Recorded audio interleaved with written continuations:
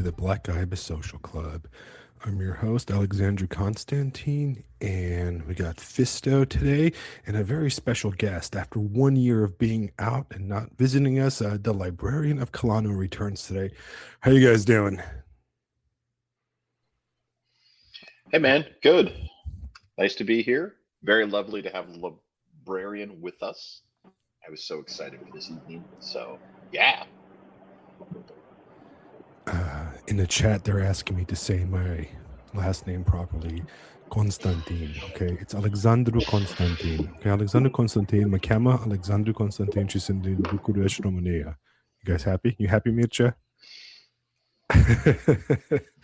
All right. So, I don't know, Librarian, you there? Driving around, gotta unmute yourself. Doing good. How are you? Welcome. We swear welcome. this wasn't a ploy, guys. We swear it wasn't a ploy. We're looking. I've been looking forward to having you back. But welcome. But before we start chatting, I started with a foreign song. If you guys noticed, we always listen to foreign songs every time. But yeah, I figured that if we listen to foreign songs at the Super Bowl, instead of listening to some gay AIDS-ridden Puerto Rican, we should listen to some Italian neo-folk about basically the godfather of Italian fascism. But anyways, that was a Yanua, right? And it's one of my favorite Italian neo-folk bands. So I hope you guys enjoyed. Yeah. So welcome, Librarian. I'm happy to have you here. It's been a year, right? I was looking at our schedule, and it's been a year. That sounds about right. Yeah. And you've been a busy man. So before we fully start, give everybody a chance to catch up and log on. We had a busy week since last week, right?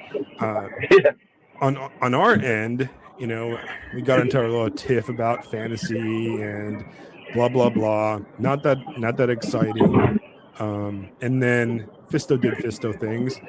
But in the news, we had the Super Bowl, which we can talk about that later if anybody wants to talk about the Super Bowl. I'm Romanian, so the only football I know is soccer, so I don't know anything about football. And then we had the huge Epstein stuff. So yeah, a lot of stuff. Yeah, Librarian is at the bottom of the sea. He's Sebastian, the lobster, the crab. But I know Go ahead, Librarian. There's a ton of stuff happening. Yeah, you're right. Yeah. So well, let's just start. I'm going to ask you some questions, right?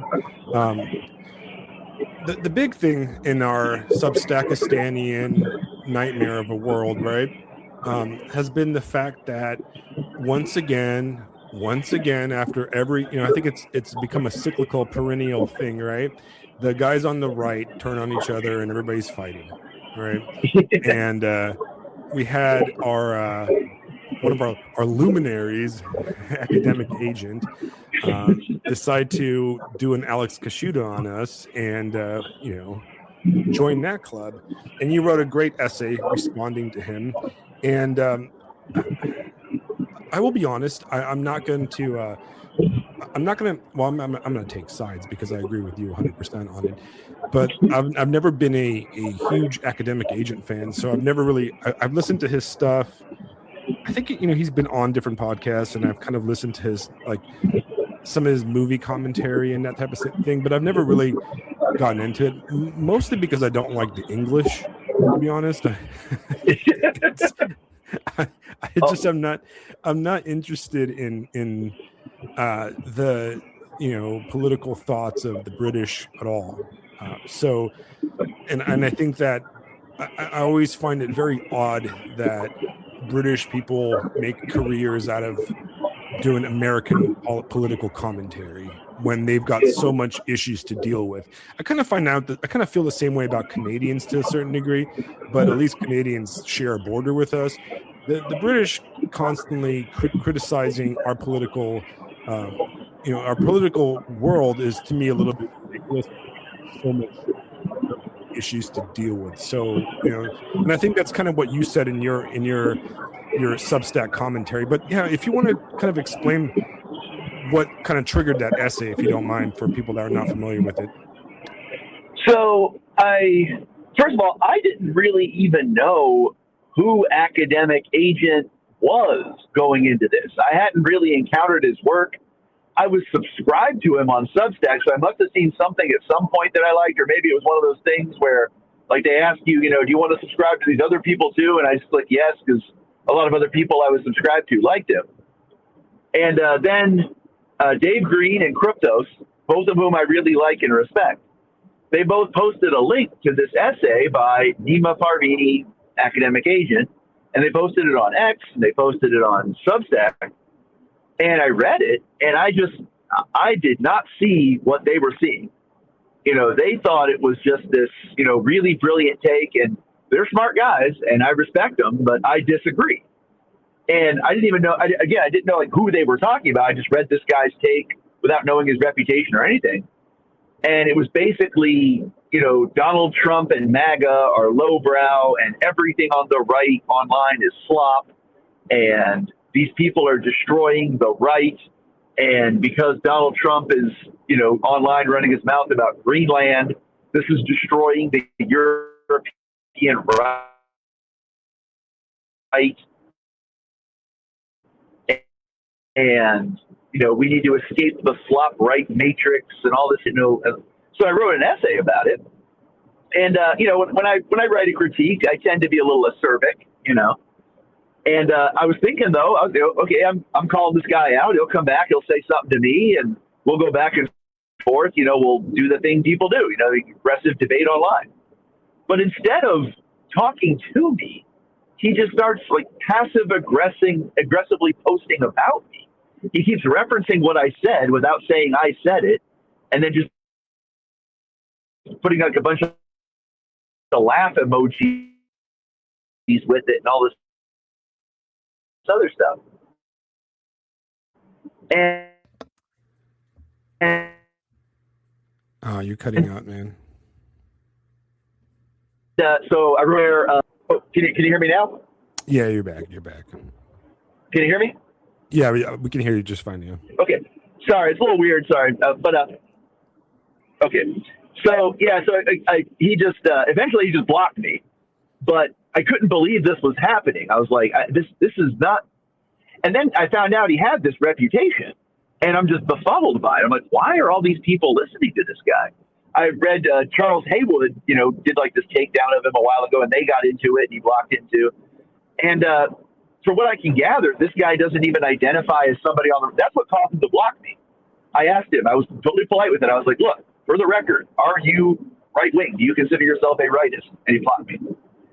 So right. I think he's one of these people who comes in. Yeah. You hear me again? Yeah, I think he's. I think we have this, like I said, this kind of perennial trend. You hear me? Yeah, I can hear you. Yeah. We have this trend where we have commentators like him or Alex Kashuda in the past that are these kind of moderate academic kind of based individuals that have found themselves in the rightosphere, by default, basically, because they've been rejected from the left or the mainstream academic kind of world. And they all kind of get to one point, and one point makes them kind of chimp out, where they're like, oh no, this is one step too far, where I'm no longer, and then we have this over and over and over. It seems like it happens like every 6 months now. And it's exceptionally tiresome to watch as like somebody that's just interested in conversation from everybody. Fisto. Yeah, it's almost like. Yeah, I'm here. I'm here. Yeah, oh, good, Fisto. Sorry. No, sorry. I actually got distracted. What was that? No, I just wanted to see if you had anything to say about that, or if you're familiar with the topic. No, so it's funny. You guys were talking about that dude, and my experience is very similar to yours, where it's just like, who's this guy? oh, he sucks. Moving on. Like, it was just. So I've just been enjoying it. I yelled at the guy and insulted him and told me to block me because I wanted one more tally for the, I wanted one more skull for the skull throne, and that's about my extent of contribution to the discourse. Yeah, he blocked you too, didn't he? Outstanding. You gotta love being blocked. I didn't get blocked because I don't follow him. So I don't even know. Like, to be honest, I'm not really interested. He does. Okay, so this is where I want to ask you, Librarian, right?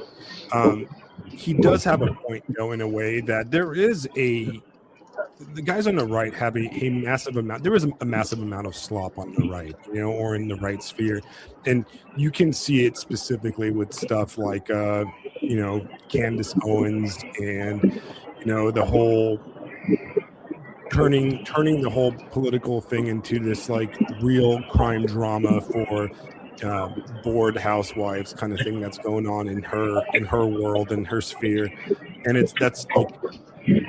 It's really out there, kind of crazy, and we tend to have the perpetual, especially now with all the Epstein stuff coming out. We're attracting the extra crazies, the people that are taking things to the next level of super tinfoil conspiracy theory type stuff. So he does have that point, but how do we do that's that? the thing. Yeah, so all his fans are the slop people. The only reason anybody that I can figure out is listening to this guy is because he hates Jews. Okay. And he blames Jews for all, like, everybody who was getting into my comments defending the guy was all, you're a Zionist, you're this and that. That's his crew. Like, he's the slop. Yeah, I didn't know that. When I went to go look at the comments, and people are like, you don't understand, Epstein was a Zionist, and he's like, okay, but that's his crowd. So if he's not disavowing them, he doesn't think slop is that big of a problem. But the thing is, like, slop is a problem for the right. That framing, okay? I have no control over what Candace Owens does or what she claims she is. Right. Anybody can get on the internet and say, I'm right wing, and here's what right wing people believe, and it's the debate equivalent of, like, high fructose corn syrup. And there's no point in, we got to police this. How? There's not any way to do. The only way, this is what I point out at the end of my essay, if you don't like slop, make stuff that isn't slop. Right. That's the only thing you can do. I have no power over the rest of this stuff. And, like my main beef, he was like not very specific about what he considered slop. He was just throwing out all this fake, like, there's too much slop stuff. And the only name he mentioned was Matt Walsh. And when he said Matt Walsh, I understand a lot of people think Matt Walsh is kind of lowbrow. Matt Walsh is not intellectual. Matt Walsh is not getting in there and talking about, Ebola or, post-liberalism or anything like that. But what Matt Walsh does do is actually go out in the real world and get results. Matt Walsh has notches on his belt. And it bugs me, like, on a visceral level, when people who just sit around and talk and who have the most timid possible, like, the other thing he was saying was, this is going to destroy right-wing ideas for a decade. Like, putting right-wing ideas into practice is going to destroy right-wing ideas, is his basic theory. He's so timid and so housebroken and so cuffed by academia that he just runs in fear. And Matt Walsh doesn't. And that's why he hates Matt Walsh. It's not because Matt Walsh is slop. It's because Matt Walsh is brave and he is not. He's actually doing something. Yeah. Well, yes, I thought that was the best. Sorry, I thought that was the best point that you made, and it stood out to me immediately that the only name he brings up is somebody who's actually doing things, as opposed to just talking about things. Yeah, which is a very academic. Oh, great, fantastic! Aren't you amazing? Right. So, do you guys remember back in the day when there used to be that saying about libertarians, that libertarians are conservatives that want to be invited to parties, to liberal parties? Do you guys remember that joke? Right. It's like a libertarian is just a moderate conservative that holds some, like, basically a liberal that holds some conservative party, ideas, but doesn't want to say it. So he gets invited to, I think that used to be a saying on the left that like guys on the left used to accuse, every group of like liberal college guys I used to know used to have like one libertarian who would be like, oh, I'm a free market libertarian. And like, you're just a conservative that wants to come to parties and hang out with the blue haired girls, And in a way, the same kind of vibe comes off of a lot of these people where the ideas that they espouse, whether it's, right wing stuff, nationalism, or any of these ideas, are strictly academic for them. They're strictly exercises in theory. They're theoretical. They're just book ideas. And as soon as they see them in practice, whether it's through the ICE stuff or basic legal enforcement, for example, they freak out. They're like, oh no, we can't actually do stuff. We're not allowed to do stuff. And it's such an absurd concept, it's so insane to me. But for a lot of these guys, here's the dynamic. It's kind of like, so what happens to a lot of these guys when they start out is they got all their liberal buddies and they're doing whatever. Then they have, for whatever reason, some kind of heterodox idea. Either they did it by accident, like they used the word Chinaman or something when they weren't supposed to, or they don't support trans people or something like that. And then the mob just turns on them. And it just destroys their whole self-image because they just get validation from these circles of people. And so they need that validation. And so it's kind of like those cosplay girls. They're not getting enough attention in their day-to-day life. So they dress up like Sailor Moon and they go down to the con. And here's all these thirsty nerds. Oh, you're so hot. I love you. That's literally because they know they'll get that kind of attention from the right. Because all you have to do is come down from academia or the media or something like that and just throw out like a few right-sounding ideas. I don't think Donald Trump is the devil. Oh, he's one of us. And they will just embrace you and run with you. But you don't really like the right. You don't really like these people. They're like your rebound or whatever. And so sooner or later, you feel a need to distance yourself from them. This happens over and over and over again. You see this with people like Steven Pinker, and you see this with people like Jordan Peterson, and the guru of the week. The guy shows up and, whoa, he's one of us, and then he's just totally not. Right, absolutely. And I think that one of the problems that we have, and one of the issues is that there's a very distinct kind of intermixing of two different worlds, right?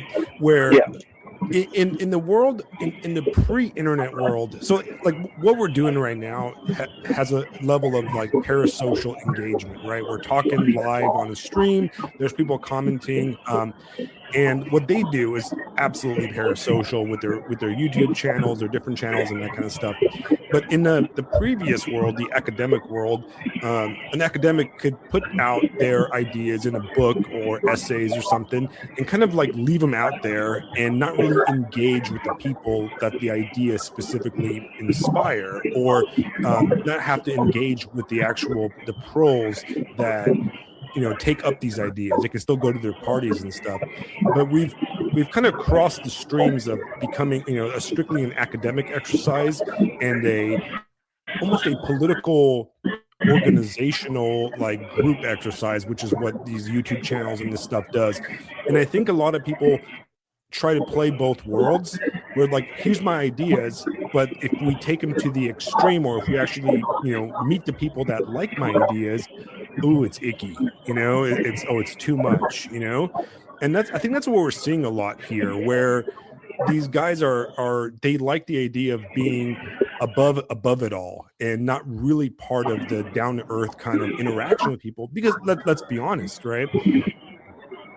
Whether you're talking about like left-wing stuff or right-wing stuff, or you're talking about religious groups like your church or anything like that, a vast majority of the people in those groups are going to be normies. They're going to be normal people that are often retarded, for better or worse, right? Where like And especially when you get into much more complex issues, you're going to deal with people that are, they're just dudes, or women. And it's going to we're not all dealing with intellectual equals or that have the same level. So it's rough. I actually understand where I don't understand where he's coming from, because I think this whole passive aggressive thing he did towards you is absolutely bitch made, and I agree with you on that one. But I do understand that you're gonna have to interact with people at different levels, and some people are Candace Owens people, Yeah. Right? Alex, I have a story from this week I want to share that I think illustrates part of this problem. So this week I went to my very first meeting of the local Republican Party, and I was the youngest guy there by decades, at least a minimum of 10 years younger than anyone else in the room, right? So, which shouldn't be surprising. I live in a rural town. Everybody here is old as dirt, right? The dude that's been doing it is real fast, Fisto. I'm sorry, man. Yeah. Librarian, I think we're getting a lot of background noise from you. Yeah. Hey, still? Yeah. Now you're good. Yeah, I shouldn't have been. Yeah. Magic. Okay, I don't know what happened. It wasn't any different, so I don't know. It's weird. Yeah. Anyway, long story short is I'm talking to these people, and they're everyday average people. No one that anyone of an intellectual, bent is going to want to talk to. And when it was all over, one of the women asked me my opinion on Russia. She had found out that I was a social studies teacher and I was into history and blah, blah, blah.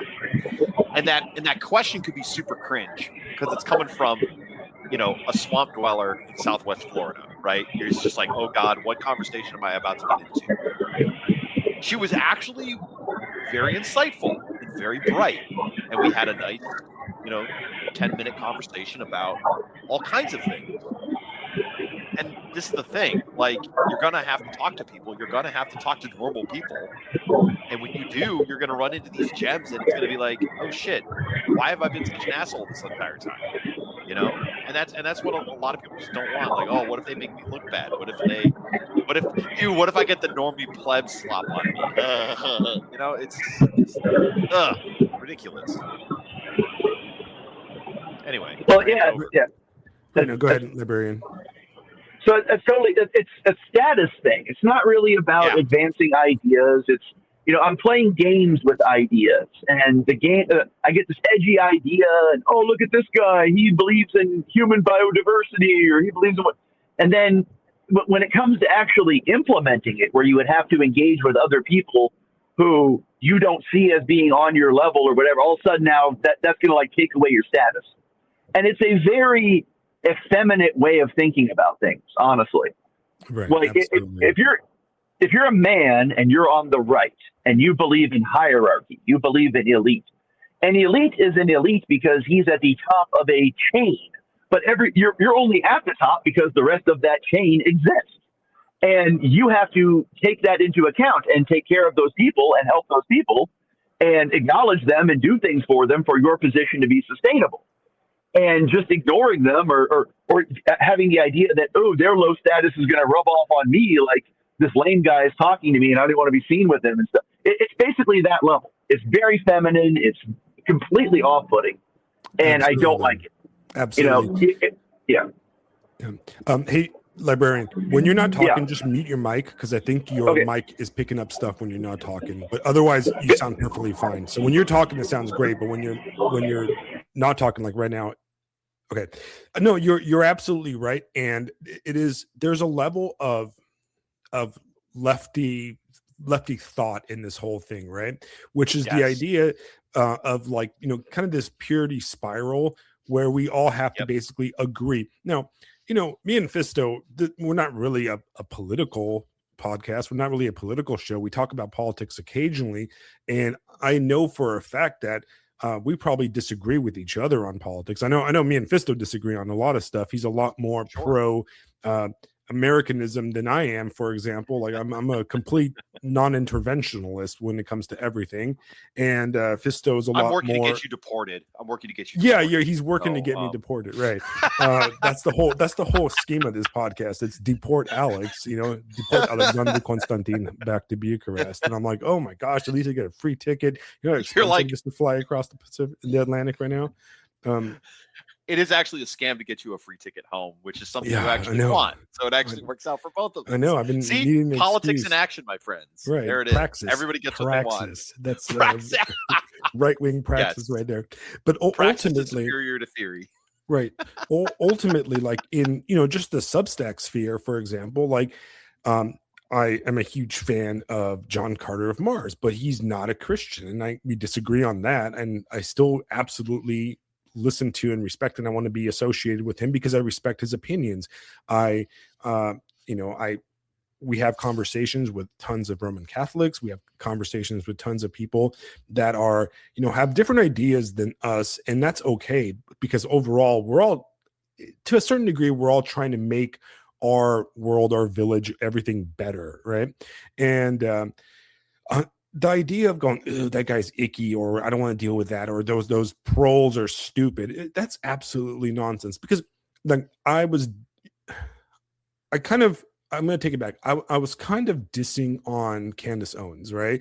And look, if you listen to some Candace Owens stuff, some of it is out there, like ludicrous to beyond ludicrous. I can't even imagine a word, right? But ultimately, right, the people that listen to her are well-intentioned people that that are like upset about the way things are. They're upset about the way things turned out with the whole Charlie Kirk thing. They're upset about the what's his name, the Epstein stuff, and the reaction to it might not be the reaction I agree, for example, but at the same time, I'm not going to counter signal or turn my back on somebody. I have a friend, a coworker that is actually quite a big fan of Candace Owens, and he's always telling me about the latest Candace Owens stuff. And I think my wife is actually a fan of Candace Owens, and occasionally like share stuff that she says or does. And I'm like, no, I get it. Okay. I understand what she's doing. I understand what she's saying. Ludicrous, but nonetheless, I agree with it. I agree with the point of it. Right. And I don't like the whole purity spiral stuff, and I really don't like the craziness that, this supposed non-slop fan base of this dude who's trying to not be sloppy came after you, Librarian, like in a completely ludicrous and childish manner. And I'm like, okay, dude, that's the sloppiest thing you can do, blocking people and posting emojis. That's completely absurd, man. Yeah, it was really lame. Like, I thought this guy was going to like try to roast me and come after me and write his own response essay. And it was just, this guy isn't worth my time. But he doesn't say that to me. He just says it about me on X. Like, it's embarrassing. Like, I just couldn't imagine a grown man acting like this. I don't know why he's doing it. And so like, I think I said, I'm in awe at what a gaywad this guy is. Like, seriously, like, this is like the lamest behavior you could possibly engage in. And there's so many people. So what you were saying about like John Carter and stuff, there's a whole bunch of people out there who I think I call them like 80%ers or 90%ers, where it's like 80-90% of what this guy's about, I agree with, and the 10% I don't.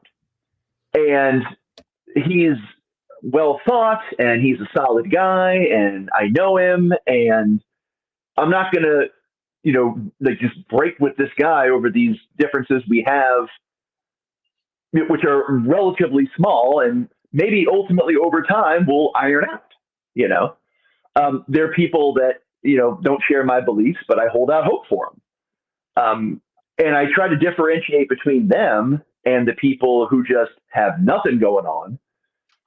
They're either just online grifting, or they're online, Jew, or something else like that. There's just no talking to these people. That's all. That's it. That's all they got. With Candace Owens, you know, she does have a lot of well-intentioned people. Her audience, for the most part, I would say, are people who want the world to be a better place and would probably vote or support policies or a lot of the same kinds of things I would want.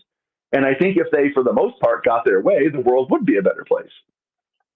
But she just seasons it with this spicy nuttiness, you know, like, for lack of a better word. Like it's you know, this true crime like vibe, you know, and you know what? I guess that's what gets the women involved, right? You know, that's a part of it. You know, who really killed Charlie Kirk? Like, you saw it on TV, you know, like, you know who killed him.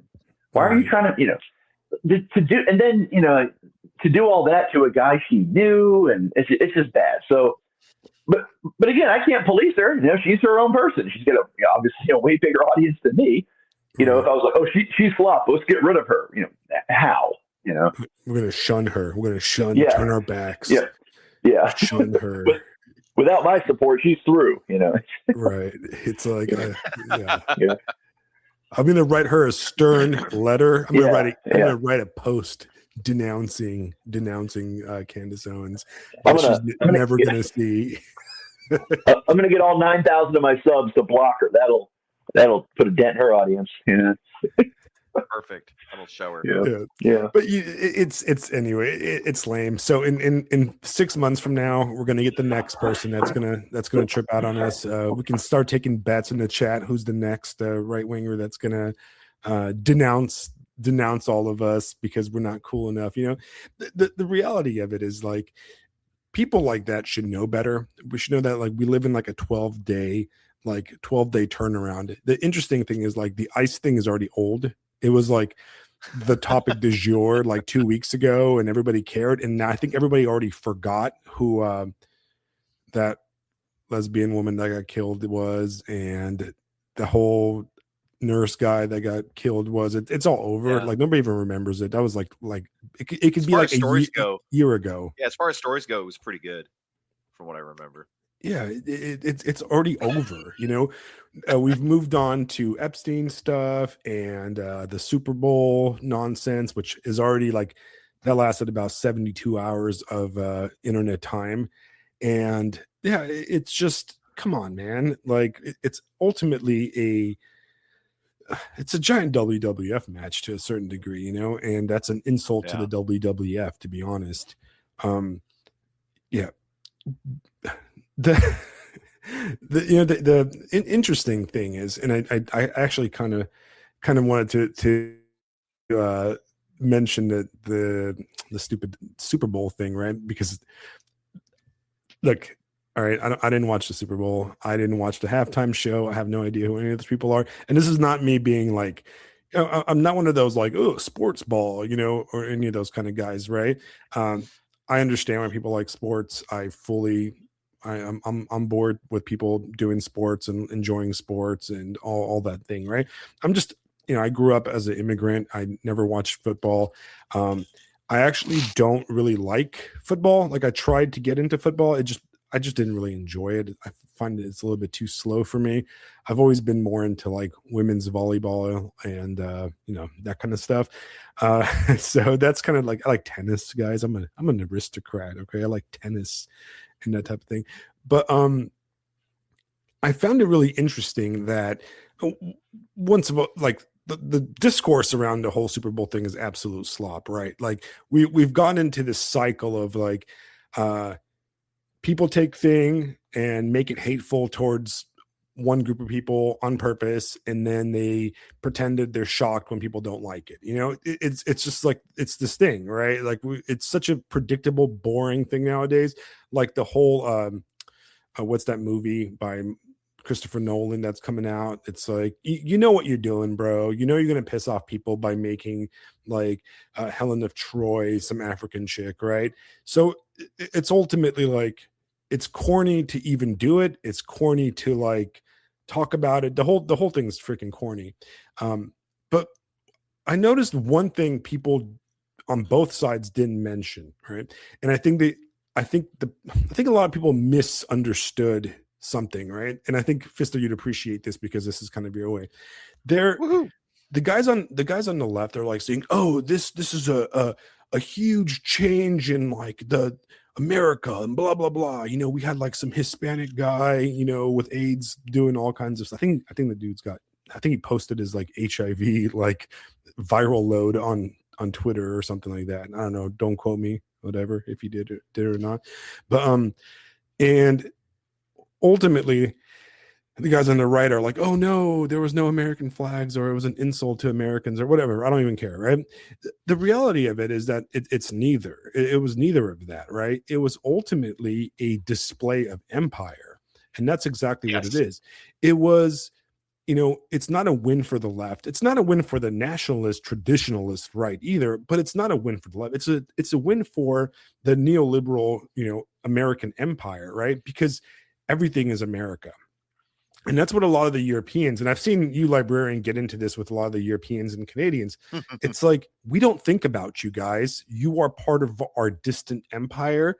And all that Super Bowl thing was, it was the equivalent of like the Roman Empire dragging some like ratty ass elephant from the far colonies, you know, to the Colosseum, and, you know, like having the Roman senators go, ooh, a mysterious creature from the far continents or something like that.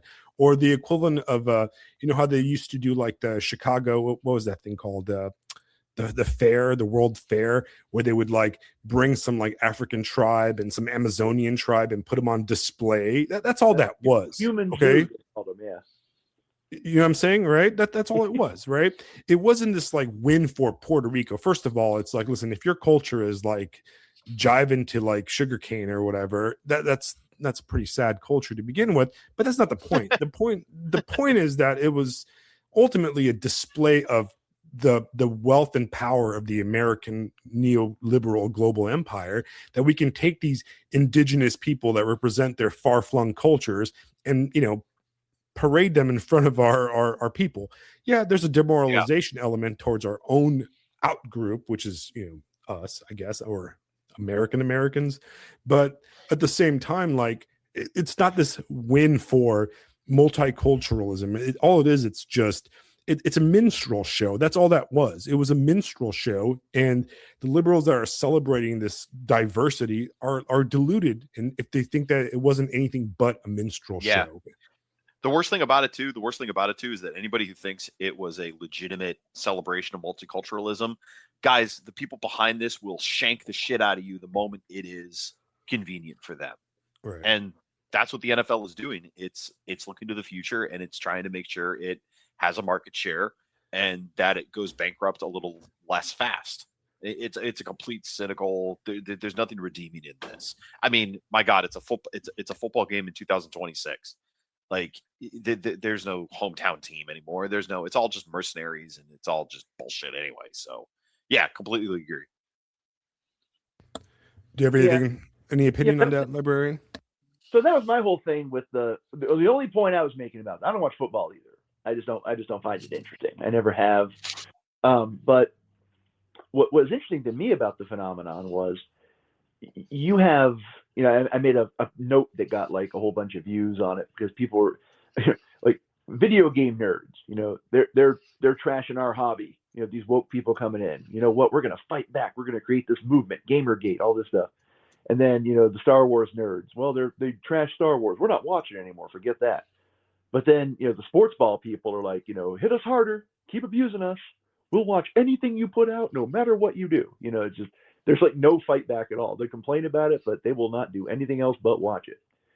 And a lot of people,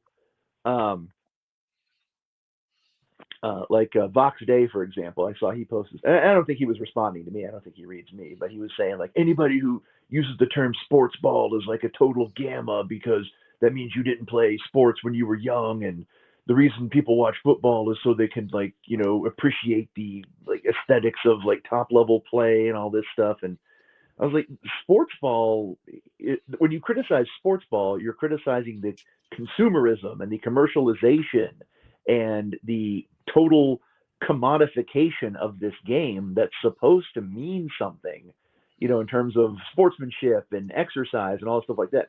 sports ball is the enemy of sports. I think everybody should play sports. Everybody should exercise. Everybody should do something. What you're talking about with that is you're just talking about people sitting on a couch watching other people do things. You've created this voyeur society, and that's true of sports. That's true of relationships. That's true of everything. We just everything's through a screen. Nobody does anything. And when I say sports ball, that's what I mean. I hate that whole culture. Absolutely. You ask somebody like, "What are you into?" I'm totally into football. He never means I play it. He only ever means I watch it. It's something to be consumed. It's not something to be done. And I wrote one of my first essays was about that, about John F. Kennedy back in the 1960s saying, "I hope we never become a nation of spectators." And sure enough, that's what we've become. And I think that's bad. Absolutely. And I think Vox Day, I mean, I'm familiar with Vox Day. I used to read his stuff way back in the day. And, in a way, he's like, I think he's a Gen Xer, but he's kind of, he has some proto boomer kind of mentalities. And yeah, I think people like that misunderstand the critique of sports ball, right?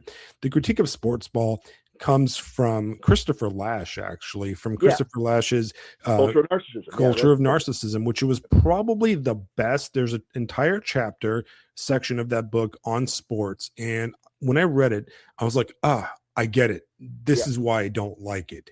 And because I always used to feel kind of conflicted by my dislike of sports ball, where like, why don't I like it? I like sports. I like weightlifting and I like running and I like, I even like playing team sports with friends. I just have no interest in watching people play sports. Right. And I remember when I was a little kid, I was a little immigrant kid and we like soccer in Romania, right? We like football. And I remember, I think when I was in middle school, the Romanian World Cup team was doing really well. And, it had like our Michael Jordan of soccer, basically, which was Haji. And it was, he was a team captain and they were winning real well. And they ended up not winning, but anyways, they did pretty good. And I remember watching with my dad and getting really into it. And I was like, oh, I get it. Because these are the people that are like me, they're like my people. Right. And I never understood why Americans, for example, cared about football, because the people that are playing the game are not them. They don't represent them at all. I lived in San Diego for a while, and people in San Diego are huge, San Diego Chargers fans. And they like everything's Chargers out there. They all wear Chargers jerseys and stuff. And when I was living there, the Chargers decided we're going to move. We're just going to move. Like, peace, we're going to move San Diego. And San Diego freaked out. They're like, oh, no, you can't leave and all this stuff. And then it ended up bribing the team with a new stadium or something. And they ended up staying. But to me, I was like, oh, that's just so gross. That's just such a gross mercantile way of doing things. And I remember that was around the same time I actually read Christopher Lasch for the first time. And I was like, oh, I get it. Like, the idea behind sports is that you support your team and they're your people, but the corporate element of it has made it such a spectator thing that, watching sports is no different than really just, simping for Star Wars and the next Star Wars slop, right? It's the same thing. Great word. It just encompasses the whole phenomenon. Right. And it is wild to me that people get, like, I just don't get it. I mean, like I said, I understand the cultural element of, back in the day on Thanksgiving, you sat around with your, what's interesting, moving to the South, the NFL is not a big deal. Like, when I grew up in Los Angeles, it was all about the Raiders,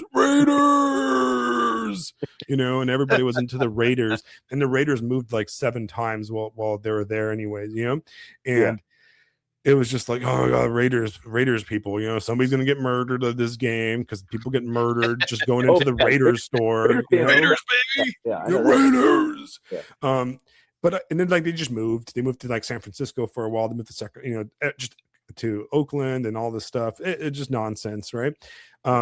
I just never understood that mindset, and I never got it. But then we moved to the South, and the South is not really an NFL watching culture. I've noticed that the Southerners are a lot more into college football. So like everybody out here has got the Gamecock thing going on. The little chicken or whatever. I think that's South Carolina. I don't know what college that is. So yeah, it's from the Revolutionary War. There was a general, but I lived in South Carolina for 5 years, and that was like, in South Carolina, there's no meaningful distinction between SEC sports, low church Protestantism, and the Republican Party. Like they're all one united phenomenon. Like they don't, and they understand on an intellectual level that Jesus didn't play college ball, but they know that he would have. And I used to joke with the kids in my class, like I would do like a mock sermon when we were talking about like the second great awakening or whatever, and I'd be like, God is throwing you the path of salvation, but you must receive it. And they would all laugh because they had all heard some version of that. Like that's just how they communicate. And if you aren't into that, they just see you as completely strange. Like they'll like, so what do you think about Gamecocks this year? Well, I don't really watch them. What do you think about the Gamecocks? They'll ask again, like you're slow or something. You don't speak English. And it's just they're nice people. They're great people, solid neighbors, solid citizens. But that's their world. They don't go beyond that. Yeah, I don't understand. The one thing I don't understand is that people that are into college sports but have never been to that college before. That bugs me. That actually makes me kind of, because I'll sit there. Among other places, at one point I went to the University of Georgia, and it was one of my happiest experiences of my life. I loved UGA. It was great. That's the Bulldog one, right? Bulldog, yeah. I'm part of the Bulldog Nation. I bleed black and red. My daughters are half Bulldog. But I meet all these people all the time. I'll mention I went to UGA. What about them Bulldogs? I'm like, did you go there? Well, no, shut up. It's like it's like if I was walking around in a shirt that said like U.S. Marines, and where were you in the Marines? Oh, I wasn't in there. I just, just wearing the ranks and stuff. Yeah. I mean, sergeant. I like to have opinions about it. Like, okay. Yeah, it's just the weirdest thing. But yeah, I mean, that's kind of how I felt about the whole thing. It's just literally like, I think that to get into it and to get too deep into it, you're looking a little bit too low. The whole point is we're looking at a mass cultural money-making element. Yeah. And the whole concept of pissing off the righties and pissing off the lefties, that's part of the game, when these people stop, you'll see some of the commentary going, I can't believe the NFL pissed off like half the country. You know what? You really think they didn't know that? You don't think that they specifically did that on purpose so you could talk about it? Like, you don't think that it's part of the entertainment package that they're selling you? Because you yourself are entertained by being pissed off at some Puerto Rican dude, Yeah. Like how long before the NFL is reorganized and the conferences are dished out based on who your city voted for in the last presidential election? Right. How long before that happens, where it's broken down? You've got the blue conference and the red conference. I think what you're saying is that the NFL will become like a political entity, but I think that politics are already the NFL, so it's it's already the same thing. Right. Yeah. It's just officially writing it down as opposed to what is in fact. Well, I remember a WWE storyline where Donald Trump was going to buy the WWE from Vince McMahon, and of course he didn't want to sell. And there was all this drama throughout the wrestling season. And of course, the only way you're going to settle this, is WrestleMania. And then somehow it also got in there that the loser was going to get his head shaved. And so, Donald Trump chose his proxy wrestler, and Vince McMahon chose. I showed my students this. I was like, this is the president of the United States here, 2006 doing this. And God. so the real question isn't, is football going to be politicized? The real question is how long before, that's actually who they just pick, how they choose the president. You pick your team and I pick mine, and we coach them all season, and whoever wins, Right. It's so absurd. But what's interesting is some of the absurdities around it, like this whole thing on X on the lefty kind of sphere, which is like, oh, Spanish is how did Spanish, the language of the conquistadors who conquered the entirety of South America, Central America, the Caribbean, and huge parts of even North America, how did that become the language of the oppressed, the language of rebellion? It's like Spanish. And you Spanish? go to Mexico, and there's actually still Mayans there that live in like the Yucatan and Chiapas near Guatemala and stuff, and they actually are oppressed. And some of them don't even speak Spanish. Yeah, they're oppressed by Mexicans. Like you gotta come to America before you can be oppressed. Guys. Did anybody tell them who spoke Latin originally? I feel like that may shock some people, right? When it comes to the oppressors, it's like the indigenous language of the Americas, Spanish, because Spanish is the indigenous language of. No, come on, guys. We're reaching levels of pure illiteracy and ahistorical stupidity that is absolutely just painful. It's just painful to even like absorb, right? I actually wanted to tell a kind of a cool side story real fast. I might have told this one before. Many years ago, I was in the military, and I was out doing like medical stuff for like a field operation. There's like a training exercise thing, and we had a bunch of reservists with us, and one of the reservists was this old Native American dude, right? He was an old crusty Native American Navy chief, and he was a construction guy, and he was like he was Native American, but he was like a Mexico Native American, basically, like from down south, like some Aztec or whatever.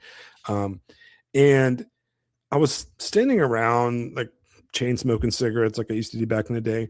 And there was this guy with me, and he was a total shit lib of immense proportions. And he starts going off on this, like the oppressed Aztecs and Cortez. It was around Columbus Day. So he goes on the Columbus Day rant, your Thanksgiving Columbus Day rant.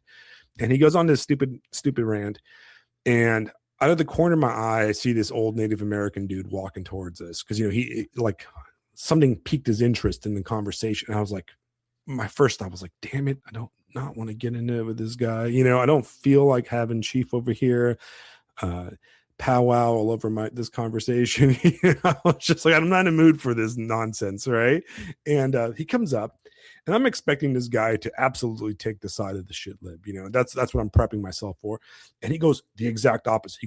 He's all like, Cortez was a hero. He brought the Virgin Mary to our people and protected us from the demons that were the Aztecs. And that's why my tribe joined up with the Spanish to defeat the evil demon worshippers and blah, blah, blah. And I'm like, okay, nice.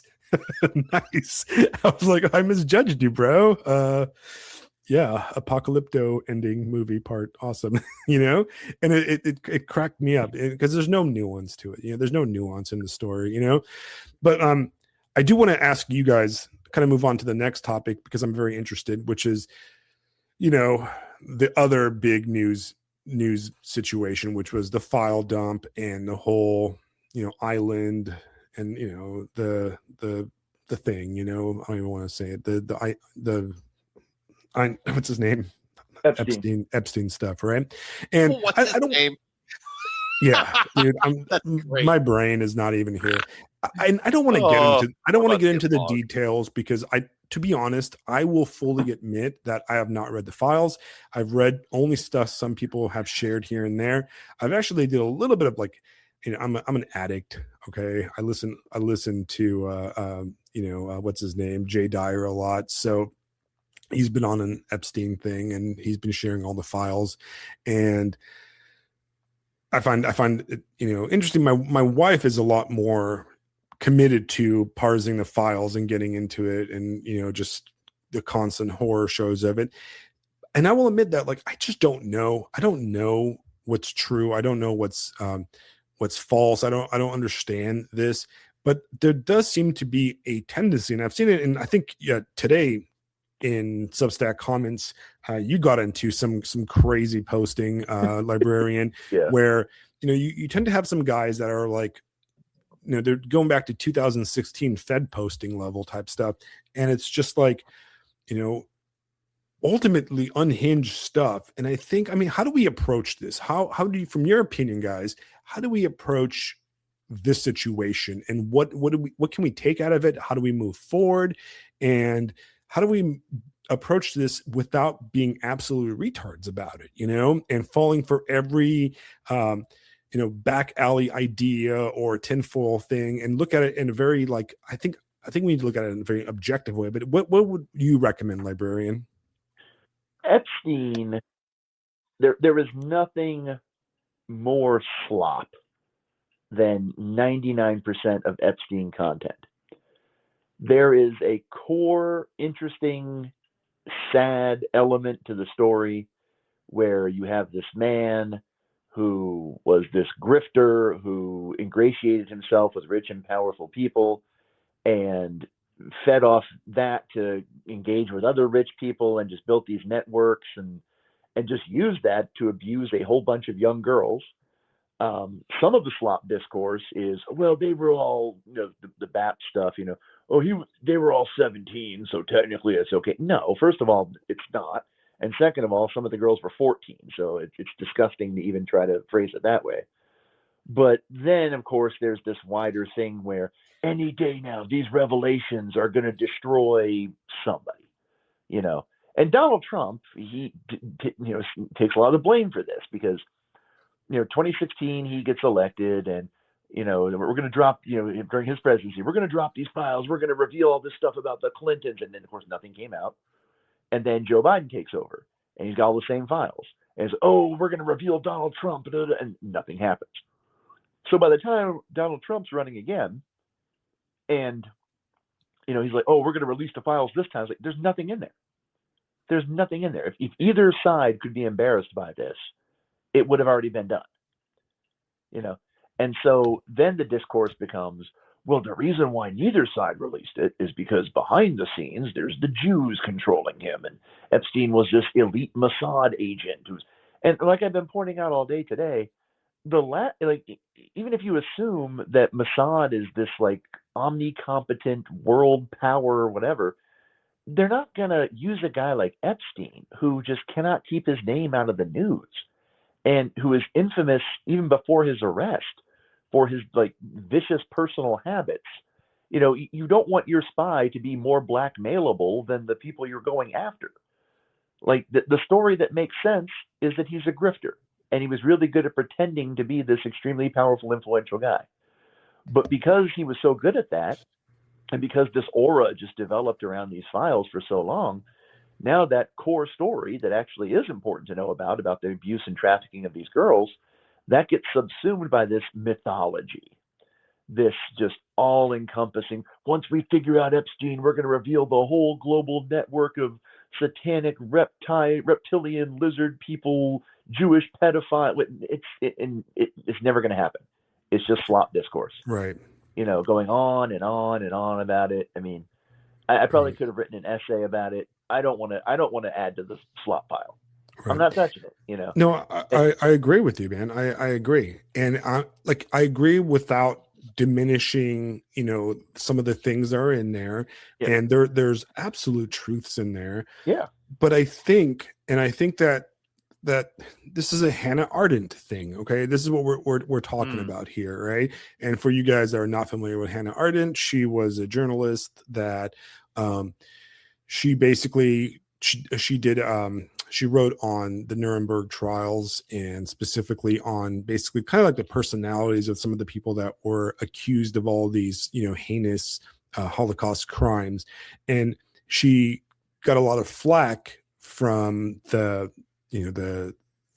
anti-Nazi kind of like crowd where she basically said that stop making these guys into these supervillains. They're just boring ass people, you know. They're boring, banal people, you know, and they did boring, banal things. And I think that's what I'm seeing in this thing is these guys were all losers. And I think the hardest pill to swallow, and I think a lot of people are not going to admit this, the hardest pill to swallow is that our rich and powerful people like what's his name, Microsoft bro, Bill and all Gates. these guys, Bill Gates, are absolute disgusting losers, right? Yeah. That we crave a good villain, okay? We crave these like masterminds, these like Mossad super agents that are like the Illuminati running the world secretly, but they're all corny freaking losers, you know? Yeah. And yeah, of course they taught us to expect Eyes Wide Shut. Right. And it is not that. It is a Star Wars after party. Right. Exactly. And I bring it back often, and I think a good illustration of this is, you know, my favorite bit of media ever, you know, my favorite bit of like television is True Detective. And True Detective season 1 does a really good job of kind of illustrating this, where it shows that evil is really gross, that it's not Eyes Wide Shut. These people are not these super classy masterminds. Some of them believe that they are, but they're all ultimately losers. They're ultimately gross degenerates that do gross degenerate things. Like you're telling me that like somebody that's like a billionaire like Bill Gates has to have some like low level pimp like Epstein. He can't do it himself. He can't fly to like Monaco or something like that, or I don't know, somewhere in Thailand or something, and pick up all the underage yet legal children he wants, you know? Like he has to do it like on some crappy like island without running water. What an absurd kind of concept, right? You can live like somebody with that amount of money can go buy human beings in like Africa if they wanted to, you know, some third world country, and they have, you know, it's ultimately just, it's kind of pathetic when you think about it, right? If you the people that are hyping up the Epstein mythology, like you were saying about movies, their whole idea of how power works, no matter how much they've actually researched it, comes from movies.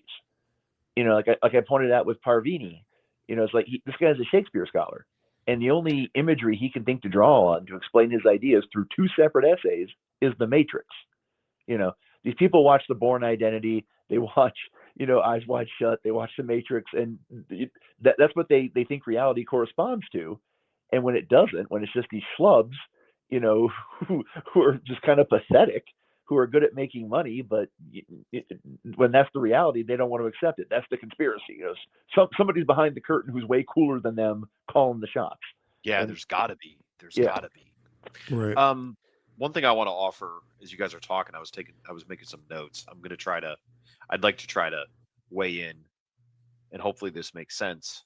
But I keep reading McLuhan, and you know, we're all. Is it safe to say that the three of us, we could say that we're reactionaries, as in we point up as far as where the ideals are, right? Yeah. Safe to say. I could say So that, yeah. So like in my mind, I do see an opportunity, and perhaps this is my inner high school teacher talking, but I see an opportunity to very much explain to people, if the medium is the message, then what is the medium that allows for Epstein and the Epstein files? So modern democracy in a mercantile, money obsessed commercial culture selects for the dregs of humanity. You don't say. I mean, the selection pressure of our system elevates the sociopaths. Oh, really? That should never have been surprising to anybody who's thinking this shit through, right? Let me push back on that for a second, real quick. I think. Okay, sure, absolutely. I want to throw something else in there, right? That I think is important in context, right? So many people, when they talk about Epstein, they say to themselves, this reveals what our elite is like. And we're kind of doing that here a little bit too. See, they're all schlubs. But this doesn't reveal what the elite is like. This is not a huge group of people. You know, Epstein knew fame. He sought out people who are well known to the public. So everybody, the public knows, that they see them with Epstein, like, oh, he must have known everybody. But there's thousands and now millions of other people out there who have different, roles and. Librarian, talk closer into your mic. You're you're fading out. Yeah, there's so many people out there who are in power who had nothing to do with Epstein. So many people. I mean, he probably got rejected by people 1,000 times for the one guy who accepted him. To say that his behavior characterizes all of our elites, or that our society is characterized by this, or that Okay, yeah, all right. I get where people try to draw that conclusion, but I don't think it's fair. I'm not saying they're all awesome, but when you think of it, and I've heard that discourse before, like the sociopath discourse, like, oh, to be successful in finance, you have to be a sociopath. If you look at the actual classic definition of a sociopath, they're just these losers. Like, they're people like Ted Bundy, who couldn't hold a job, who were versatile criminals. They were just burglars and thieves and liars and stuff like that. The guys who succeed and move to the top of the heap doing that stuff are disciplined, focused. They got to have some modicum of honesty for anybody to be willing to make deals with them. They got to be hardworking. They got to be brave, to roll the dice on billion-dollar deals. I mean, they have to have a lot of qualities in a lot of ways to be that. Jeffrey Epstein didn't have those qualities because he was a grifter. He wasn't really legit, But right. So I'm not trying to say that our elites are awesome or they're good or anything like that. I just don't think. No. Yeah. Sorry, go ahead. No. I think you're right. I'm glad you spoke up. That's an absolute perspective or an absolutely correct perspective. That corrects my flawed one for sure. The next part of this, and this is kind of just for me personally, my perspective on the whole thing has been very much to approach it slow, because I keep thinking about how difficult it's become to understand what's going on in reality, especially after how widespread AI has become, and how I look at the internet as a giant incomprehensible library of Babel.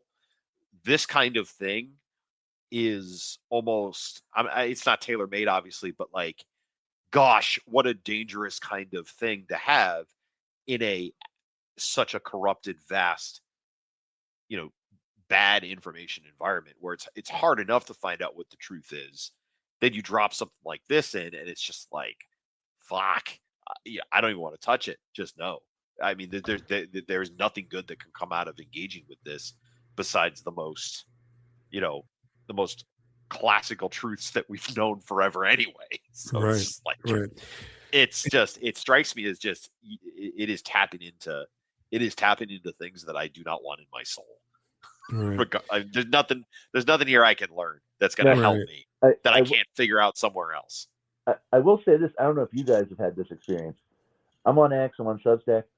I had seen almost nothing in the way of like AI, Epstein, deep fake type stuff.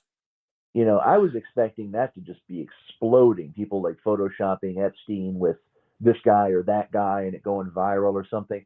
So either Elon Musk is really cracking down on that, or for whatever reason, people are just detecting the slop really well and not spreading it around. So that's actually really interesting, because I noticed the same thing. Isn't it possible we're not detecting it?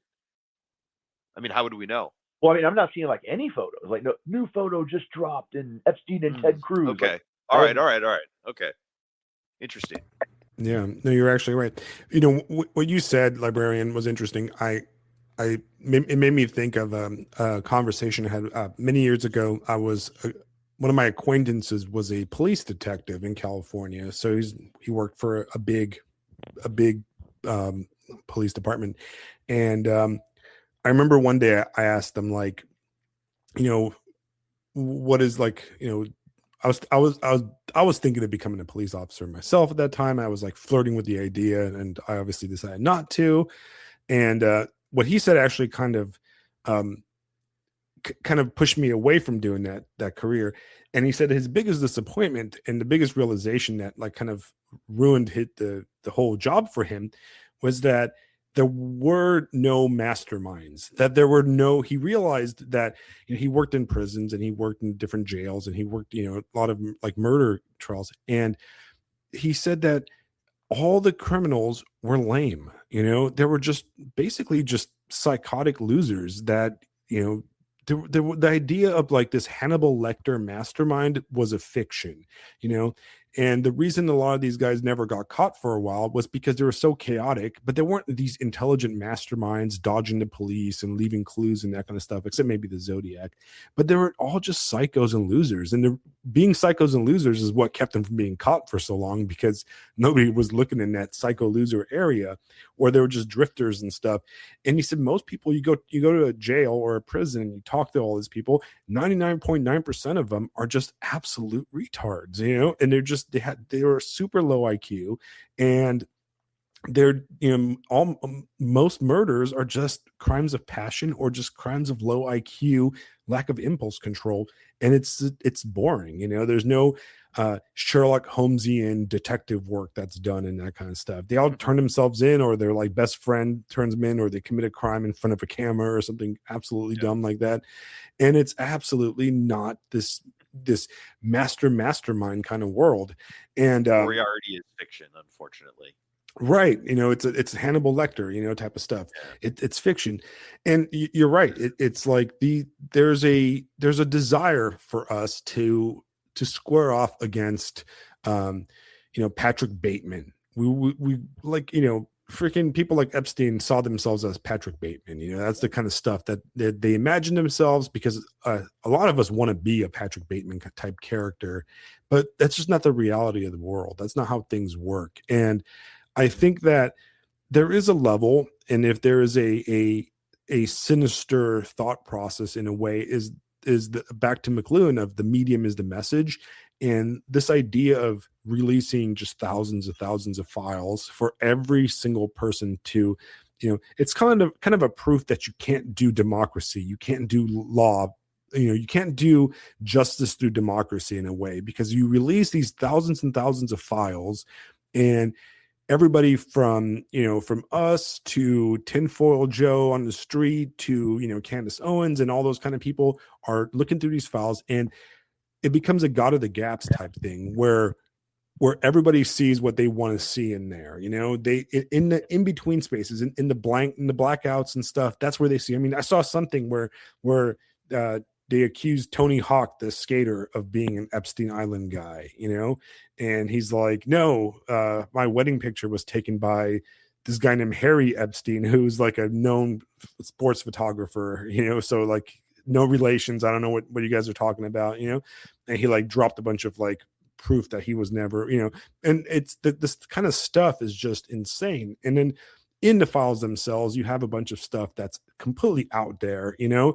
It's whenever you have a high profile situation like this, you're going to have the crazies, you know, and in a way, it's almost like, yes, there's a lot of truth in there, I think, but it's so muddled with insanity that we might not ever really understand the truth. And maybe that was the whole intention of just dropping thousands of, you know, redacted files like this, you know.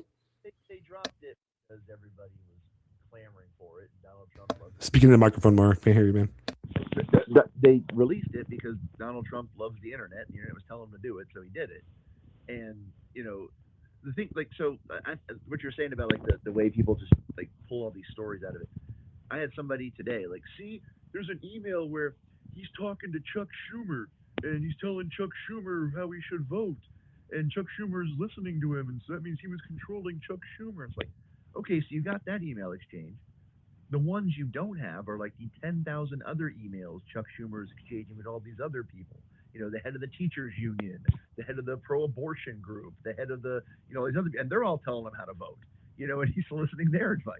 Like, there's the idea that Epstein is uniquely controlling him is the impression you get if you only saw these files, but it's not how power actually works. Talk a little bit louder, man. It's not how power actually works, you know. Right. So you're saying it wasn't the Jewish mind blazer? Yeah, that wasn't. You know, That wasn't okay. the Jews were telling, you know, like why it wasn't the space laser? My mistake. Okay, all right. Why does Mossad need Jeffrey Epstein to email Chuck Schumer? Why doesn't Mossad just email him? Or why doesn't Netanyahu just call him up? I don't understand what function Jeffrey Epstein is supposed to fill in this Jewish conspiracy. Like, Right. I had a guy today who was a complete schizo saying that Jeffrey Epstein has secretly been running the Western world for the last 40 years, which would be since he was 26 years old. And you just see these words go by and you understand, like, this guy's doing podcasts. He's got 2,000 followers, not a ton, but people are listening to this dude, and he's a nut. Right. Like a complete nut. I saw those comments. Yeah. That's what I was alluding to at the beginning of this conversation. But I hate to end on a note here, but in a few minutes I got to probably dip out here. Oh no, it's okay. We understand. Yeah, no problem. No problem, bro. Yeah, like, look, you have a pretty good profile on Substack and on X. You have lots of followers. A lot of people read your essays, and I can guarantee that you are probably getting inundated with crazy stuff all the time. Oh, you know? yeah. Like, people probably comment and leave you the craziest stuff, and you don't even think about it. You just like ignore it and just delete it. Our profile is not as big as yours, and I get some of the craziest comments on some of the stuff I post. I'll post something completely like tame about something, and I get some unhinged like rant about the Jews, or some unhinged rant about paganism or something. Yeah. And I'm like, what are you talking about, dude? You're just crazy. I'm just going to ignore this, and I can only imagine what a politician, even like a local politician, gets. Like the amount of like insane mail that emails and online like stuff that they get is just ludicrous. So that's where I'm like, come on, guys, if you have any type of profile on the internet, very well that the internet is filled with crazy people. And that's why me and Fisto have been like this episode is going to accuse us of being Mossad agents ourselves. For sure, because we're not Librarian exposed. Librarian exposed, Mossad agent. Mossad, if you're listening, my check account number is yeah, that's big too. Like, dude, 0003. If we get like 2,000 subscriptions in the next like 2 days after that we post this one, we know that Mossad was listening. Dear Mossad, if you want to buy ad space, I will shill for all the Mossad but it's ludicrous and it's insanity. Anyways, Librarian, thanks for joining us, man. We really appreciate it. I love having you on, and I love all your essays. Thank you. I love being here. I wish I had like infinite time. No, I get it. Very busy guy. Well, that's why we need the Goy bucks, so you can have unlimited time to talk to us. Yeah, it'd be perfect. He's actually going to cash in his check right now. The reason his audio, the reason his audio was kind of going in and out was because his phone was downloading all the Bitcoin. It was doing all the straight Bitcoin. But yeah, I mean, thanks so much for joining us. It's a pleasure having you. Hopefully we'll have you back in a few months when the next guy on the right decides to turn against us. Right? And yeah, man, thanks. Keep writing, dude. You're fucking amazing. Thank you very much for having me once again, and I will see you guys later. All right, good night, man. Cheers, sir. For the rest of you guys, I still have some stuff I want to talk about specifically. We've got some more time. Fisto, you got another 20 minutes or so. Yeah, man. I wanted to talk about you, brother. Just for me. Fix your microphone too. You guys are boomers, what? Dude. You guys. Sorry, what? It's right by my face where it always is, man. Maybe it's my mixing. I wanted to talk about. Guys, can you hear me? Hello. Yeah. Shut up, we can hear retard. you. Shut up, retard. And we're not done yet, guys. So keep listening. I want to talk about natalism. I want to talk about babies. Okay. You want to talk about babies? I want to talk about babies. Babies are great. Babies are fantastic. All right. So Everyone should have at least 5 of them. I was at my daughter's dance class the other day, and I was sitting there with my wife, and I was just kind of thinking about things, and I shot off a note, a Substack note, which was basically like, I was like, so I was thinking about boomers, and I was thinking how like every time there's a protest in my area, my wife or I drive by it and we look at these, no kings, these ICE protests and stuff, and it's just all boomers, it's all boomers. And we're just like, oh man, these boomers are ruining the country. They're so disconnected from the world, And I was thinking, like, what causes this, right? What causes? And I think a big thing is that, they don't have grandchildren, or they're estranged from their families. They're basically very close to where I live. There's this boomer retirement community, and it's notorious for having the pineapple parties and stuff. And it's just, these people are lost, and they have no meaning in their lives, so they adopt these kind of extreme 1969 boomer kind of mindset. They're reliving their youth through these protests and that type of thing, and you can Right. see that. But I was thinking, I'm like, man, we are looking at what looks like, and I'm actually kind of worried about this. This is my concern. I'm saying this now, is that our generation, the millennials, are aging. We are entering our middle age, right? We are truly becoming middle age now, right? I'm turning 43 this year. I'm an old man now, Yeah. right? I'm like, Yeah. I think I don't know, what do you consider middle age, like past 40? But I'd say past 40. Yeah, Yeah. like mid 40s solidly. You're in middle age for sure. Right. I'm an elder millennial. Okay. And I went online, I looked up, well, what's a millennial? And the millennial definition is from 1981 to 1996. Right. And I've got some, I'm kind of skeptical of that definition. I think that there's a big difference between, for example, millennials like me that are on the earlier side, that grew up with no cell phones, no real internet, and then the ones that were like my youngest brother, who was born right around the cutoff. So he's kind of a Gen Z millennial almost, where he grew up where he had cell phones and internet his entire teenage years. Yeah. And social media and that kind of stuff, growing up in high school. So we didn't have that in high school at all. So I was thinking a lot about that. And the question I asked myself is, like, are we having children? Like, are we having children, right?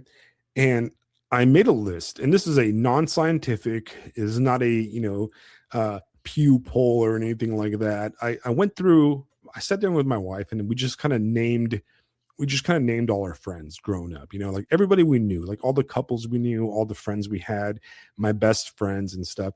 And then I went home, and I went through like Facebook and Instagram and all my old accounts, and I kind of I made a tally. And what I broke it up by, I broke it up by millennials that had 0 children, that had 1 child, and that had 2+, right?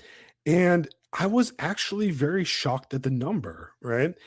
It was basically something like only 45% of all the millennials I know have had 1 or more children, right? The 0 children completely overtakes the other number of kids, right? And then I made another list of like all my close high school friends and elementary, all the kids I grew up with, right? The guys I used to play Dungeons and Dragons with when I was little. And that number matched the other number, So basically I'm looking at something like over 50% of all millennials that I personally know do not have children, right? And then out of the other group, most of them only have 1 child. So we are entering into a world where very soon guys like, girls born in my generation, like 1983, 84, 85, are going to become aged out of having children, without like significant medical assistance, like IVF and that kind of stuff. So it seems like, and then the ones that did have kids, like me, had children older. I was 35 when my daughter was born, and I'm only on 1 child, unfortunately. And I don't think I'm going to have another one because I'm feeling tired and old, right? So the question is, if you look at statistics, right, you look at statistics from the boomer generation, I think only like 20% or less of the boomers did not have children. And then the number was not much lower or higher from the Gen Xers. So we're looking at a massive generation that has no children. So what's going to happen? What are all those crazy ass women going to do when they have nothing to do. What is the political Yeah. upheaval, the cultural upheaval we're going to face in the next 2 Yeah. decades? It's terrifying when you think about it. Right. And Is it though? I don't know. I mean, because is it going to be all of them versus all of the people that had kids plus their kids? And all of them are going to have the young people on their side, right? Right. I mean, Especially I think the young men. I mean, all the young men are on that side, right? right. I mean, I don't know. It's I mean, maybe really, that's terrifying, but yeah, I don't know. what I'm noticing, and without hopefully nobody that I'm going to mention is listening, but I have a very close millennial friend, that was very liberal in her mindset and said, I'm not going to have kids. I just want to get married and travel and do the marriage and travel thing, and hard no on having kids and all this stuff. And then got married about 7-8 years ago. And of course they hit the 7-year mark, and now she's unfulfilled and divorce. I have another friend couple that same thing. Well, we don't want to have kids. We don't want to do anything. And they, go on multiple vacations every year, all the stuff I can't afford because I do have kids. Right. And you're just doing all the fun Right. stuff and Disneyland and all the cool stuff. And they've kind of aged out of children. They're, just too old. And, the husband is having a freak out and having an affair with a younger girl that has a kid of her own. And it's just all kinds of stuff like that. Right. And I'm like, oh, it's so predictable in a way, like, and it's kind of to me, I think that we're going to see a level of psychological trauma or psychological pain that we haven't seen before, that we did not see in the Gen Xers, and we're going to deal with it. Now, on the flip side, I did a quick cursory overview, and the majority of people I know that do have children are actually Gen Zers, right? And that's a positive thing. That's me. That this is blue pilling, right? This is a clear pilling, right? White pilling. Sorry, I got my pills wrong, guys. I'm sorry about Good my pilling. Matrix references. Good pilling. White pilling, right? Whatever. I know a lot of Gen Zers that do have children and have multiple children, right? As we're talking right now, a friend of ours and one that constantly joins us in the chat, he's at the hospital right now. His wife is in labor and he's a Gen Zer, and, Awesome. keep him in our prayers, fantastic. right? And he's, about to have his third child. Right. Another friend of mine who's in his early 20s, his wife is due to go into labor in the next few days. Also a Gen Zer. And it's just, I think that our generation is going to be I don't know, man. Our generation is going to be a tough one because we're going to have to, protect our children that we do have. And also, I think our goal should be to foster an environment that we need to reject the boomerisms where they became selfish and they focused on their entire life. And we need to build when we do anything, when we put forward anything, it should be towards the goal of the younger generation having children. All right. Yeah. 100%. We have to accept that. All right.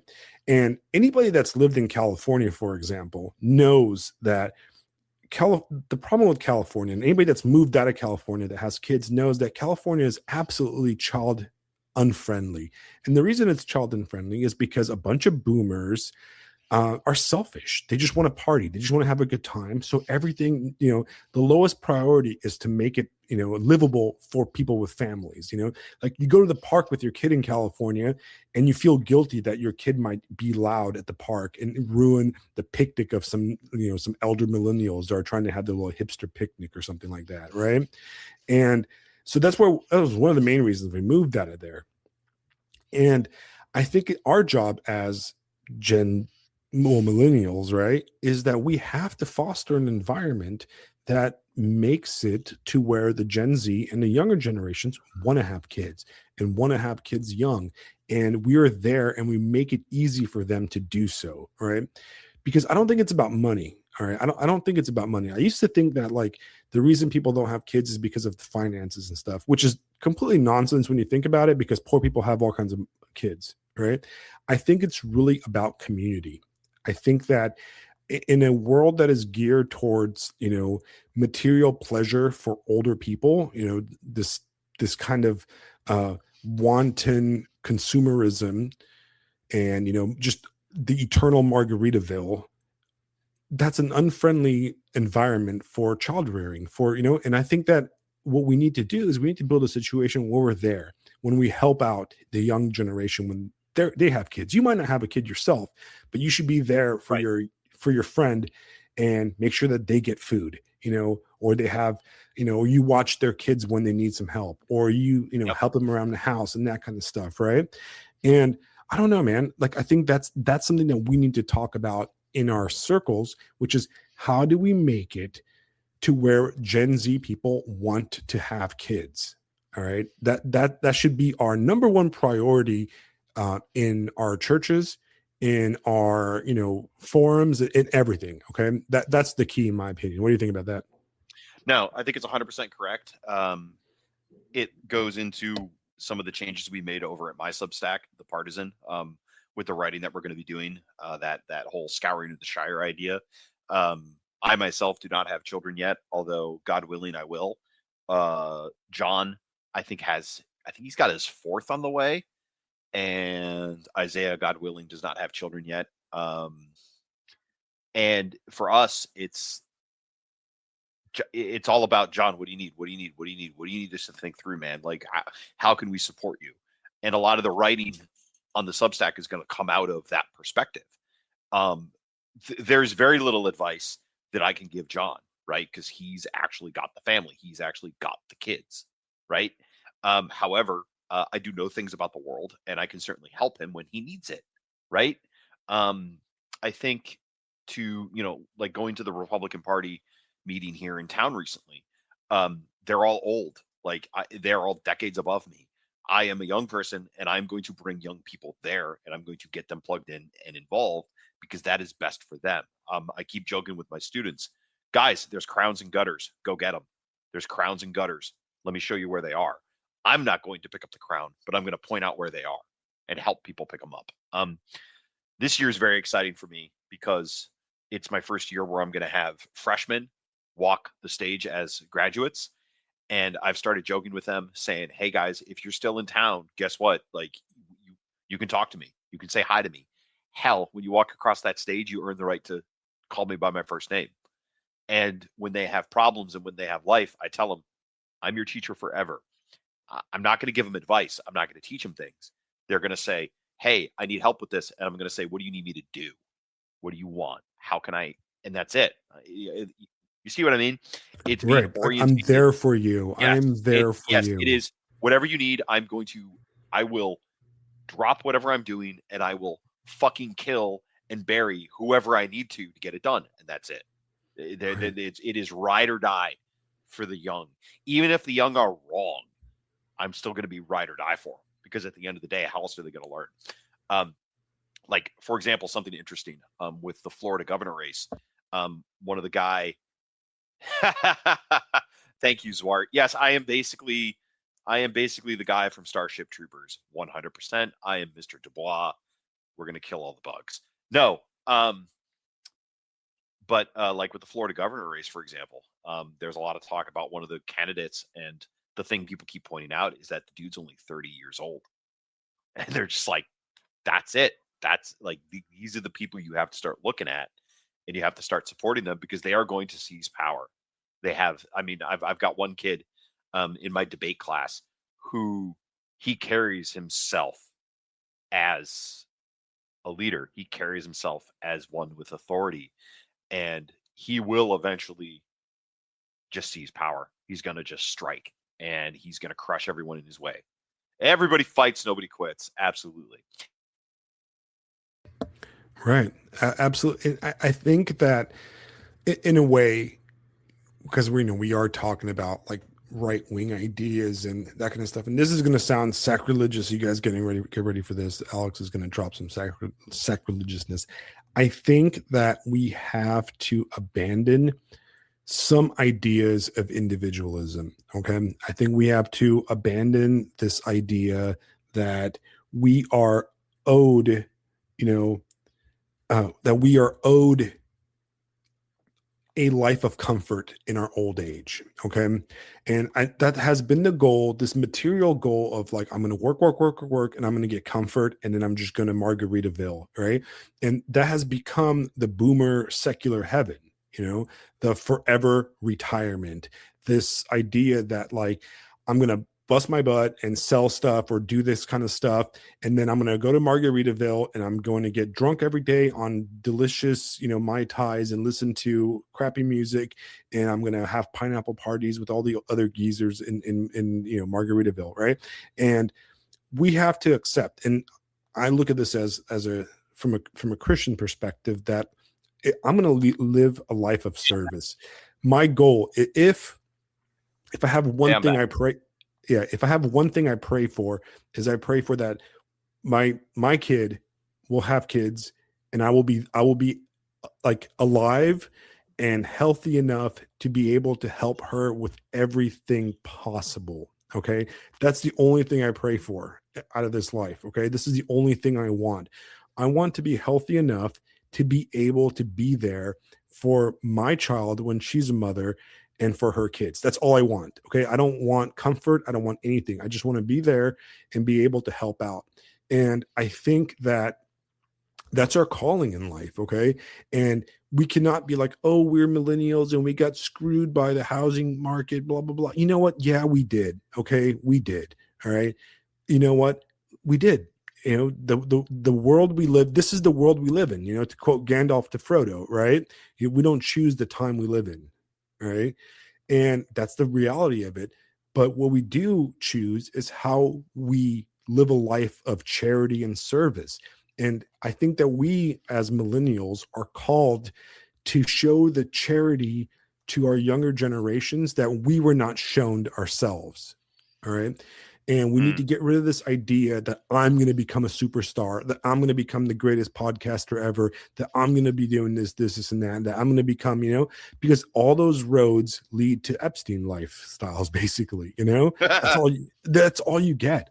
That's the peak of it right there. And it's like, if God wants me to drop dead tomorrow, then I drop dead tomorrow, and I'll do it with a smile on my face. But what I'm asking, what I'm asking is, I want to be healthy enough to be able to help out the people younger than me, to make sure that they have a better life than what I did. And I like what you had to say about kind of the warning of Epstein. There cannot be another generation like that. There will not be another generation like that, or we will literally get everything we deserve. 100%. I mean, us, even one millennial waking up and going, yeah, I'm not going to be a fucking shithead anymore. That is a huge victory. And the more of us repent, the better off everybody's going to be. The softer the landing is going to be. Right. And the thing is, though, when people say like, demons or whatever, demons run the Epstein thing and not demons, they're right. But demons are pathetic. Demons are losers. They're pathetic, disgusting creatures. They're not cool. They're not powerful. They deserve to be put into pigs and tossed off a cliff. Right? They're weak, and we know that we won. Okay, deep down we know that we win. Embracing a life of wanton pleasure is accepting defeat. Right? It's accepting just complete and total failure. And we need to teach the younger generations and take them away from the idea that like what they want to be is to be like YouTube influencers or NFL superstars, or the world of that Super Bowl halftime show. That's disgusting. And then we need to teach them that, like, is that what you want? You want to be a dude that has HIV and is just rubbing his junk on like paid women? Like, how is that any different than Epstein? It's the same stuff. Right. It's disgusting. Or the stuff that, like, how dare right-wing dudes be like, oh, Epstein and Jews, but then they listen to what's his name, that disgusting, what's his name? that influencer guy with the Bugattis and stuff and all that nonsense, Oh, Tate. Tate, That yeah. dude? Like, Yeah. how is that dude any different than Epstein? That's the same thing. He's just Yeah. another pimp, right? And he's right wing. He's based. No, he's disgusting, right? Just like the Epstein people were. They're all disgusting demons, right? They're pathetic and thrall of slavery, of their passions, right? You know what's amazing? I'll tell you what's amazing, guys. When I go to church and I pull up in the church parking lot with my wife and daughter, and my daughter runs out because there's like 20 children running around, playing before liturgy, running around, or like when liturgy's over, all the kids are out there and they're all playing and kicking a ball around and running around and just drawing and laughing and stuff. That's amazing. Okay. That is the beautifulest thing you can have in the world. Right. And what's amazing during liturgy when we're doing prayers for people and our deacon and our priest is, saying, so-and-so and the child to be born to her, so-and-so and the child to be born to her, so-and-so and the child to be born to her. I want that to be like 2 hours long. I don't know if you guys do that during your liturgy. Like whenever that part comes and we're praying for the people and the children to be born of them, that is what I want to hear, because we live in a world that is so selfish and so messed up because we made it that way. We allowed we made the choices to put the value on things, and the previous generations to put the value on things that don't matter, that are temporal and lame. And it is lame. It all feels lame. The internet feels lame. Like all this stuff feels just lame, dude. It just feels so lame. This will make you smile. I want to say at last liturgy we had like 15 catechumens. Right. That's so Came cool. up for the blessing. I felt so bad for the father. Real old. He's just rolling through the room like bam, bam, bam, bam, bam, bam. It was awesome. Right. Oh, a few months ago, we baptized like 30 people, and it was amazing. Yeah, brother. We've got another we got another giant group ready for April, right before Pascha, and it's going to be amazing, and that's what matters in life, man. Yeah, and it really does. One of the things my priest says a lot, he says, "Oh, don't ever come to me and say, oh, I'm a bad human. I'm just a bad person." And he goes, "Yeah, I know. Everybody, we're all bad humans. That's we're not human. We're not human. You're in the perfect spot, sir. You are exactly where you need to be. You're a trash human. Come on in. Let's go." Yeah, we are we are all less than human. That is what sin is, that we are less than human. And every day, if we are aimed in the right direction, we're striving to become human. Right? There's only been one human, one perfect human, and that was Christ. Correct. And we are not perfect. Okay, we are failed humans. We are deficient humans, and our goal is to strive to that. And I think that I looked at these numbers, and I look at my friends that I know that are my age, and they have no kids, and I want to cry for them in a way. People say, "Oh, I'm having fun. I'm like selling beer. I'm getting drunk." It's like, it's sad. It's not good. It's going to be the most beautiful thing when I give a graduate a ride to church. That'd be awesome. That's going to be such a fucking cool moment. Hey, mister, where should I go for church? Get in the car. Just get in the fucking car. Stop asking questions. Let's go. And the best part about being me, the best part about being the kind of social studies teacher I am, that is the conversation. I mean, I'm blessed with rapport with students where I could just get in the fucking car. Let's go. And they'd be like, all right. I mean, it would just be awesome. So great. Soon, I could feel it. But anyway. So I think that, in closing, I think that what we need to do is we do need to brainstorm and, in all these conversations we have online about all this nonsense and all this stuff, a little bit less obsessing about, paganism and Epstein and all this stuff, and more obsessing about how do we make a world where people can have kids? How do we make the people in our churches have kids? How, we need to, in a way, reject being caught up in these machines, because even all these scandals, all this stuff, they're just elements of the machine. All right. And we need to reject that and look outside the window, open the window, get that fresh air and go, what am I going to do that's going to make my neighborhood, my world around me better for young people to have families and have children? All right.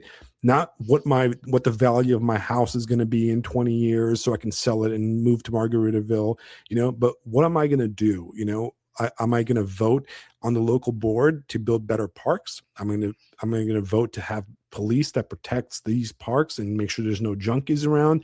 Am I going to improve the school districts? You know, that's the kind of stuff that we need to really be talking about, not this nonsense about, you know, all this stuff. The reason Epstein happens is because we don't do that. Okay. Right. That's the thing. Power abhors a vacuum. Epstein happens because the majority of boomers want to be Epstein. Okay. Correct. That's the damn truth. Okay. He's not the king of the world. He's not the king of the world, but he may be prince of the boomers. Right. That's exactly what's going on. Everybody wants to be Patrick Bateman, you know, and instead of ending up a cool Patrick Bateman, you end up Epstein, and it sucks and it's gross and it's disgusting and it's one-way ticket to hell for yourself and everybody around you that you bring into that world. So yeah, I think that's what we need to do. We need to realize that that's not, you know, the future we want, and we need to reject the Margaritaville. Okay. Yes. All right. Because you know, I was thinking, right? I was thinking, like, sometimes, like, even these conversations about, like, oh, how come right wingers don't support like movies and stuff? That seems to be like the thing today on X. It's like a big thing of like, oh, you know, how come? Maybe the question we need to ask ourselves: are movies even worth supporting? No, right? They're not. They're not.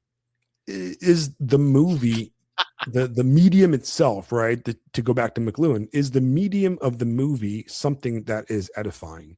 Can you actually make a right-wing movie? I mean, yeah, I know you can. All right. For example, like, I think, you know, there's a lot of good right-wing movies, right? But I feel like to a certain degree that the medium itself is ill. You know, it's a wrong medium, right? It might not be worth it. Who cares? Who cares about all this stuff? Okay. Who cares about winning, right? You don't win by having movies or that kind of stuff. You win by having children. You win by raising them right. You know, and I don't know, man. I'm kind of tired of it all. You know, I'm kind of tired of all this nonsense and this conversations and stuff, right? And I think that we need to refocus ourselves towards a forward momentum away from this kind of stuff. Anyways, guys, thank you for joining us. It was wonderful having Librarian on, and we'll have him on soon, and we'll have more guests coming on. And thank you for all the guys listening to us live. And we're going to be guys, thanks. It was a lot of fun tonight. 100%. Releasing this episode, you know, probably tomorrow when I get around to editing it. It takes time, guys. It takes me some time. I got to fix some of the audio. And next week we'll probably have a me and Fisto episode. I don't know. We'll talk about probably the next nonsense that came up, right? You know what I mean? And yeah, man. And if you guys enjoy the show, please like, share, and subscribe. Do me a favor, please, and go like and subscribe on YouTube also, because I am starting to get worried about being a Substack only kind of publication, because Substack is not very much pleasing me lately. I'm starting to see cracks in their free speech kind of, you know, that's another topic. But it'd be great if we, you know, diversify our portfolio, if that makes sense. So I would definitely appreciate it if you guys liked and subscribe to YouTube, and also on Spotify and Apple and all the different things. But YouTube's the big one, because that's kind of my fallback in case Substack goes full retard on us, which I wouldn't be surprised if they do soon. So, yeah, guys, wonderful episode. Great conversation in the chat. Great comments. You guys have a good night, and I hope you enjoyed my intro music, by the way. I tried to share it, but it didn't really work out very well. It's not going to be in the actual download because it's a copyright thing, so I can't really put it in there. I can stream it. Don't tell anyone. Don't tell anyone. I'm going to get the quiet Italian fascists coming after me for sharing their music. Is that what that was? I was trying to pick up the vibe. I was like, kind of sounds like Franco, but I was like, that's not Spanish. It was Dionysio. It was an Italian neo-folk band from. I mean, they're great. Still current. They still have stuff. I'll share it in the links. It's pretty good band. I loved it. lot of cool stuff. I like a lot of neo folk. Like I like Rome and a man. lot of these other bands. All right, guys. Good night. Good night, Fisto. Good night, everybody. You guys have a wonderful night, and I'll see you guys next week, same time. Good night. See you.